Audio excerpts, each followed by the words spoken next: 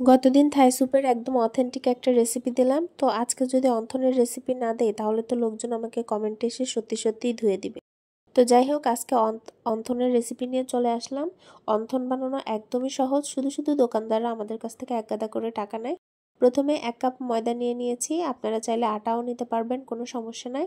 1 cup ময়দার জন্য 1 table spoon soybean তেল দিয়েছি। এখানে আপনারা চাইলে বাটার বা ঘিও দিতে পারেন, এতে করে ঘ্রাণটা সুন্দর আসে। এখন এই তেলের সাথে ময়দাটা খুব ভালোভাবে মিক্স করে নিব, আর এখানে খুব সামান্য পরিমাণে লবণ দিয়েছিলাম। এখন এই ময়দাটা অল্প অল্প কুসুম গরম পানি দিয়ে একটা সুন্দর ডো তৈরি করে নিব, অর্থাৎ রুটি বানানোর জন্য যেরকম ডো হয় সেরকম ডো, তবে এই ডোটা কিন্তু একটু শক্ত হবে। একবারে পানি দিব না, অল্প অল্প করে পানি দিয়ে আমি একটা সুন্দর ডো তৈরি করে নিয়েছি। আর এই ডোটা আমি প্রায় আধা ঘন্টার জন্য রেস্টে রেখে দিয়েছিলাম। মন্থনের জন্য চিকেনের পুরটা রেডি করে নিব। এখানে মুরগির অর্ধেকটা বুকের মাংস নিয়েছি, বোনলেস। এখানে দিয়ে দিচ্ছি, এটা কিমা করে নিয়েছি, আর এর মধ্যে দিয়ে দিচ্ছি 2-3 কোয়া রসুন কুচি, কিছুটা কাঁচামরিচ কুচি, আর হাফ চা চামচ দিয়েছি গোলমরিচের গুঁড়া, সাদা গোলমরিচের গুঁড়া। এখানে 1 চা চামচ সয়া সস দিয়েছি, আর 1 চা চামচ দিয়েছি টমেটো সস, আর হাফ চা চামচ মতো লবণ দিয়েছি। দিয়ে এটাকে খুব সুন্দরভাবে মেখে নিচ্ছি। মেখে নিলে কিন্তু চিকেনের পুরটা রেডি হয়ে যাবে। এটা আমি ব্লেন্ডারে কিমা করে নিয়েছি, আপনারা চাইলে এটা শিলপাটায়ও বেটে নিতে পারেন, কোনো সমস্যা নাই। রুটি বেলার জন্য আমি পুরো ময়দাটাকে মোট 6টা ভাগে ভাগ করে নিয়েছি। এখন রুটিগুলা বেলে নিব।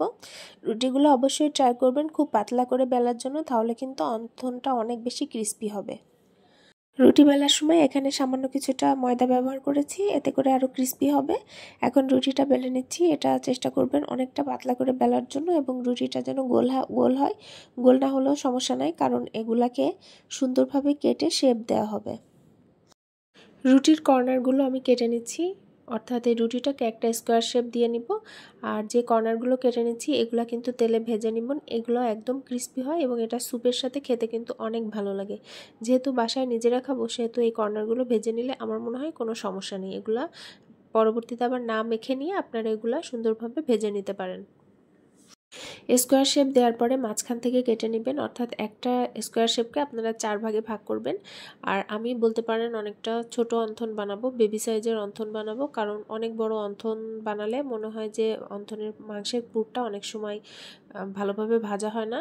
এখন এই শেপটা দিব। প্রথমে এটাকে একটু লম্বালম্বিভাবে রেখে এখানে সামান্য পরিমাণে পুর নিয়ে নিয়েছি।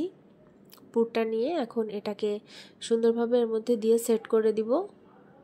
সেট করে দিয়ে এভাবে করে চেপে চেপে নিয়ে আরেকটা ভাঁজ দিব। দেওয়ার পরে ঠিক যেভাবে দেখাচ্ছি এভাবে করে একটু দেখেন, আশা করি সবাই পারবেন। এরকম নৌকার মতন একটা শেপ আসবে। হয়ে গিয়েছে অন্থন বানানো। এখন এটাকে তেলে ভেজে নিলেই কিন্তু হয়ে যাবে। সবগুলো বানানো শেষ। এখন আমি এগুলাকে তেলে ভেজে নিব। এগুলাকে লো মিডিয়াম ফ্লেমে 4 থেকে 5 মিনিট ভাজলেই হয়ে যাবে, তবে ফ্লেম যদি বেশি হাই হয়ে যায় তাহলে কিন্তু কালারটা একটু ডিপ চলে আসতে পারে। এজন্য ট্রাই করবেন অল্প জালে আস্তে আস্তে করে একটু সময় নিয়ে ভেজে নেওয়ার জন্য। আর এভাবে করে ভাজলেই আশা করি সবাই পারবেন। তো এই হলো আজকে অন্থনের রেসিপি। আমার রেসিপিটা কেমন লাগলো সেটা অবশ্যই কমেন্ট করে জানাবেন। আর এভাবে আপনারা বানিয়ে দেখবেন থাই স্যুপের সাথে।